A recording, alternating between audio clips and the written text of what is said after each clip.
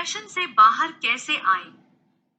वर्तमान समय की दिनचर्या, काम का दबाव, गला काट प्रतियोगिता और अकेलापन और इन सभी का परिणाम होता है डिप्रेशन यानी डिप्रेशन। भारत में लगभग 35% लोग डिप्रेशन या अन्य किसी प्रकार के मानसिक विकार के कम से कम एक बार शिकार अवश्य हुए हैं।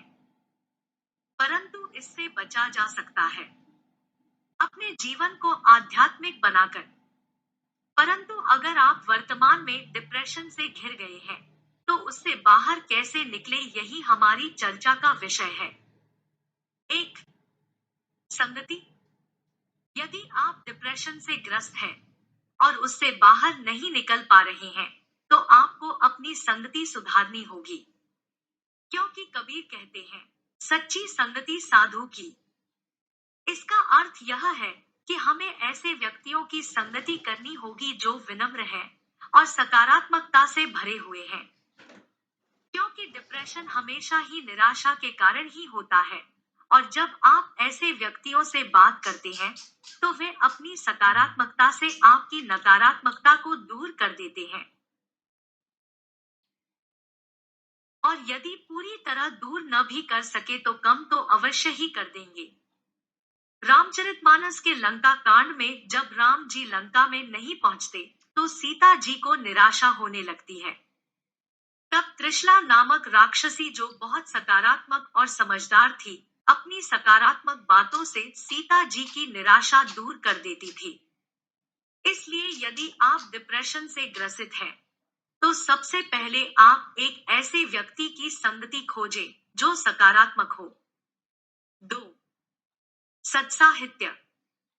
यदि आप डिप्रेशन से ग्रस्त हैं, तो आपको कुछ समय अच्छी और सकारात्मक किताब पढ़ने में जरूर लगाना चाहिए। क्योंकि कई बार प्रयास करने पर भी हमें कोई ऐसा व्यक्ति नहीं मिल पाता जो हमें मोटिवेट कर सके। तब किताबें हमारा सहारा बनती हैं और हमें उसी प्रकार डिप्रेशन से बाहर निकाल लेती हैं, जैसे कोई सकारात्मक व्यक्ति निकालता है।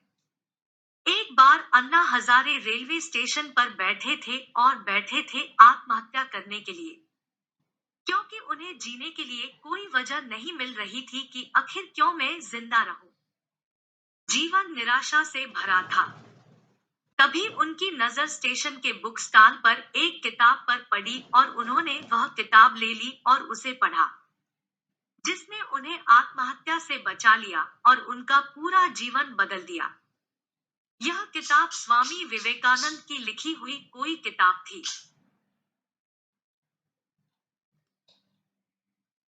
इसलिए सत्साहित्य हमेशा आपका मार्गदर्शन करेगा। गीता, भागवत, उपनिषद, ये सभी हमारा मार्गदर्शन करने के लिए ही बने हैं।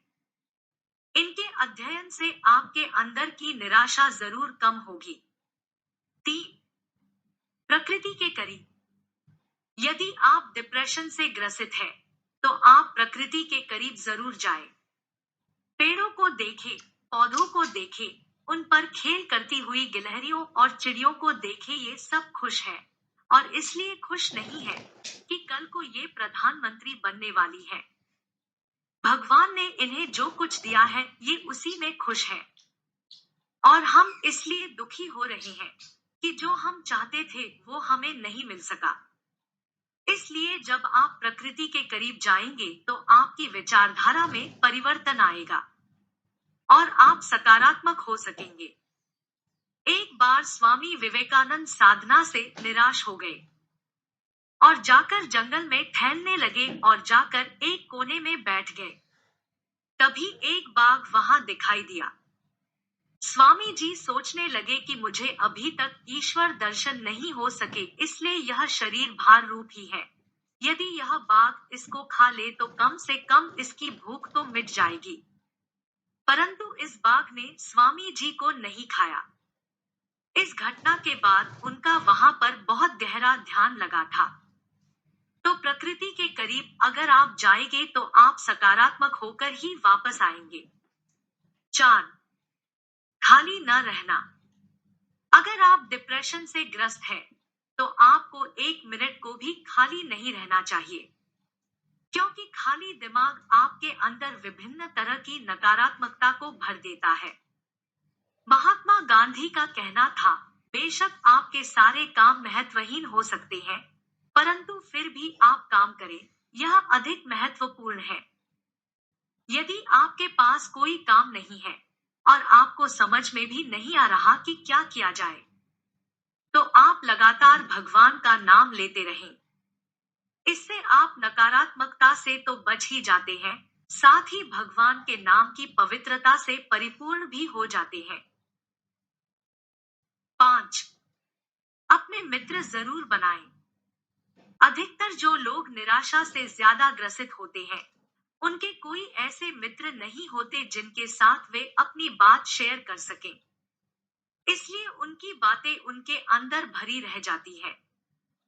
आपका एक मित्र ऐसा जरूर होना चाहिए जिससे आप अपनी हर बात शेयर कर सके और वह उसको समझे, न कि उसकी खिल्ली उड़ाए। और यदि बहुत खोजने पर भी ऐसा कोई व्यक्ति आपको अपने जीवन में न मिले, तो फिर आप अपनी सारी बात भगवान के साथ शेयर करना शुरू करें। वे सभी के मित्र हैं। आपको जरूर शांति मिलेगी। 6. संगीत।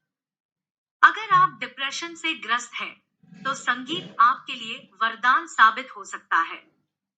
परंतु वह संगीत सकारात्मक और ईश्वरीय अवयवों से युक्त होना चाहिए। वह शास्त्रीय संगीत हो सकता है, कीर्तन हो सकता है, भगवान का भजन हो सकता है, और कोई भी मेडिटेटिव साउंड हो सकता है। आप अपनी रुचि के अनुसार किसी एक को चुन सकते हैं। 7. ईश्वर के करीब।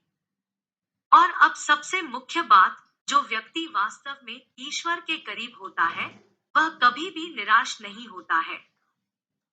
आप ईश्वर के करीब जाइए, आपकी सारी निराशा भाग जाएगी। आपका मन आनंदित हो जाएगा।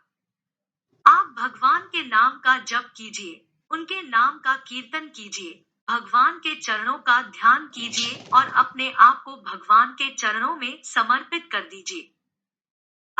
हम भगवान को जितना अधिक समर्पित होते जाएंगे, उतना ही मात्रा में हम सकारात्मक होते जाएंगे और निराशा और डिप्रेशन हमारे पास भी नहीं आएंगे। मित्रों, आपको निम्न उपायों से डिप्रेशन से मुक्ति पाने में जरूर सहायता मिलेगी। परंतु यदि यह अधिक बढ़ गया है, तो आपको उचित काउंसलर और डॉक्टर की आवश्यकता है।